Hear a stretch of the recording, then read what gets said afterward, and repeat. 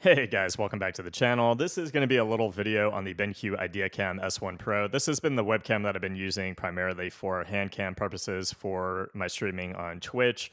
I think the webcam really does pack some beautiful elements here that not only will work beautifully for my streaming purposes when I'm talking about gear, talking about, for instance, IEMs and mice and mouse pads, but it's going to be something that I will be incorporating into my videos as well. And you guys will see it in this video when we start to cover some of the mouse pads that have released recently that I have received and tested.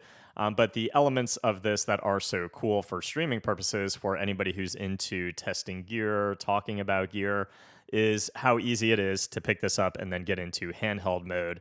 The S1 Pro does allow you to do that, and it also has an attachment here which acts as a little magnifying glass and gets up to 15 times the magnification, and then you can start going and doing close-ups of IEMs, mouse pads, coatings on mice.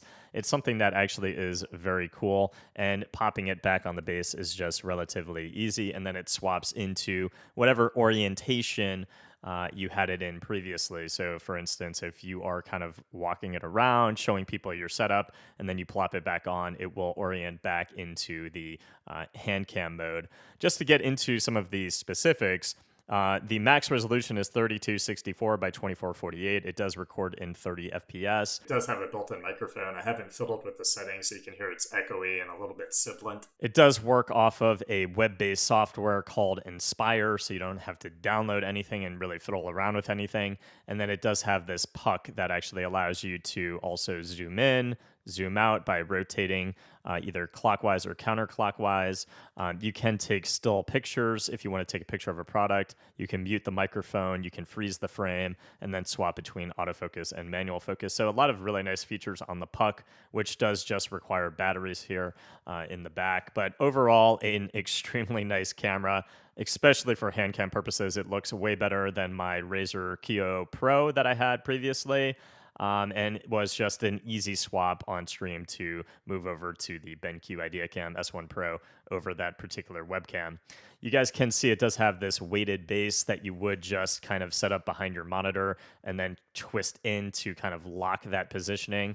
And then it's just easy. You just plop that webcam right on there and you are kind of good to go. So let's get into the Mousepad Roundup. I'll show you guys how the webcam looks as we're discussing that, and you guys can see how cool the magnification feature is when we talk about these mouse pads. The first pad I have is the Soku Drop X1. This is a pretty good cloth pad. They do advertise it as a hybrid between speed and control, and I think when we use the word hybrid, people are kind of expecting like a polyester type surface, but this is not. This is a all cloth surface. I think their use of the word hybrid was really to be a balance between speed and control. I think this does have a pretty good level of balance between the two, but I do think this is a pad that leads more towards speed. If you're somebody who does like a little bit of static friction that feels a little bit more balanced, I would say this has a balanced level of static friction, and then kinetic friction is actually a little bit low. It does feel as though I can easily move my mouse around the pad, and there's really no issue at all. The pad is 480 by 400, and the foam density seems as though it's probably 2 millimeters. Overall, there is no stitched edging on this pad. I like the design. It goes very well if you have any reds, whites, blues, yellows. And I do think that overall they did a nice job with the pad. I think the price when it dropped was $30 or $35. I do think that the overall durability of the pad is not going to be as great as something like a hybrid pad. It's not going to be as good as something like Artisan. I can already see at the top of the pad I have a little bit of fraying. Overall, though, the pad's speed, its balance and feel is quite good between those static movements that get a little bit more control and then that ease of movement as you are kind of floating around your pad. It reminds me most of a GSRSC, but probably a little bit faster. And again, this is not a coated pad. So I think it's a pretty solid pad, but one that a lot of us have probably already tried. It just feels kind of like a basic cloth pad to me.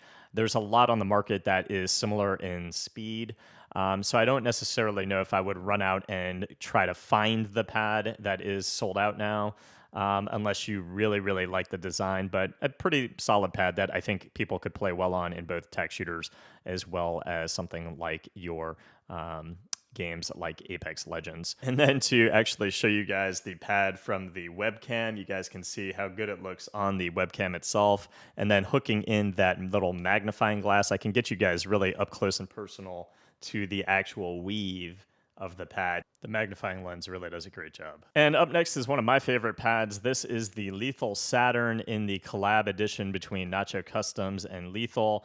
This is the new packaging, which just is, I mean, the new packaging from Lethal looks hot. Let's be real.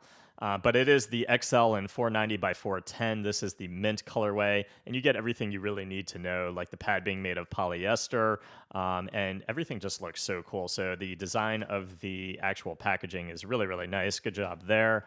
But the pad itself, I do want to talk about this because a lot of us really enjoyed the Saturn, the original, as well as the Saturn Pro.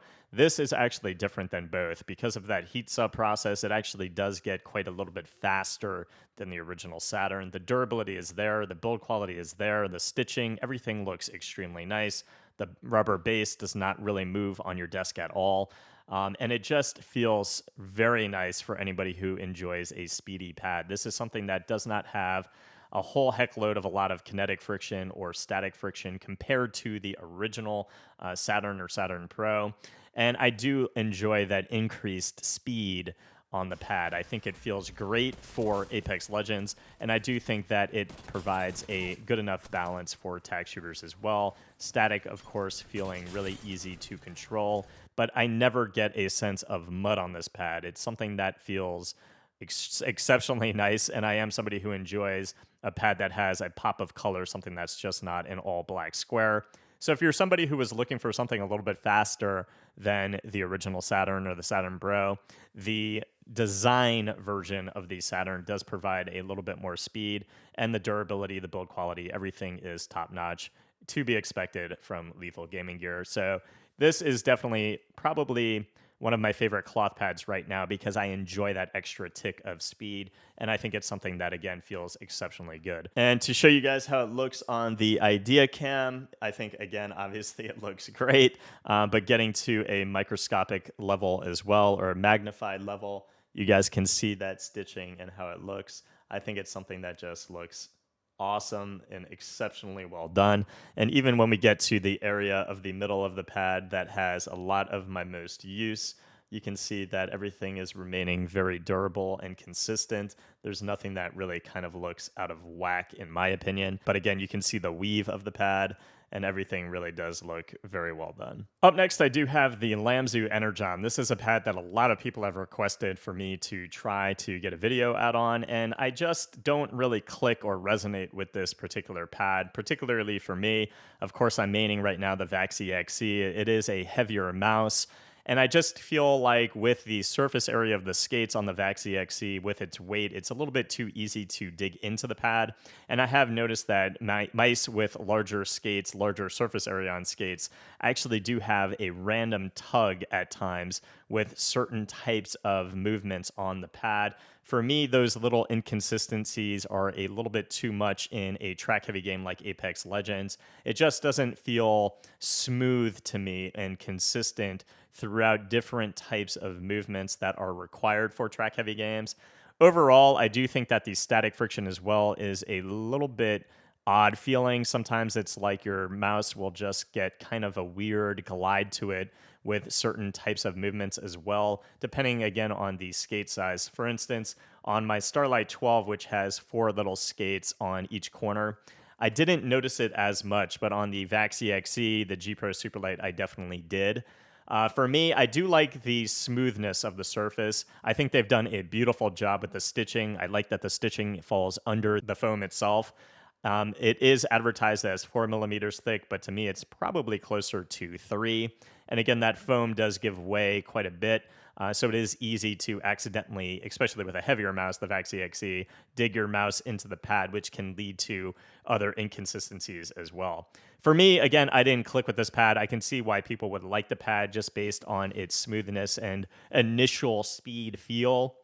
It is trying to be an Artisan Raiden. It is not close to an Artisan Raiden, in my opinion, but something that will definitely, like the Artisan Raiden, accumulate some sweat stains here and there, but certainly you can clean that with care. And I do note that this pad is literally identical to the Dornfinger Destroyer, so if you need a Lamzu Energon in a bigger size, you can certainly look at the Dornfinger Destroyer. You guys can see the weave of the Destroyer on the left, the weave of the Energon on the right. It is almost identical, if not identical. The main difference being the Energon has better stitching and less wide stitching.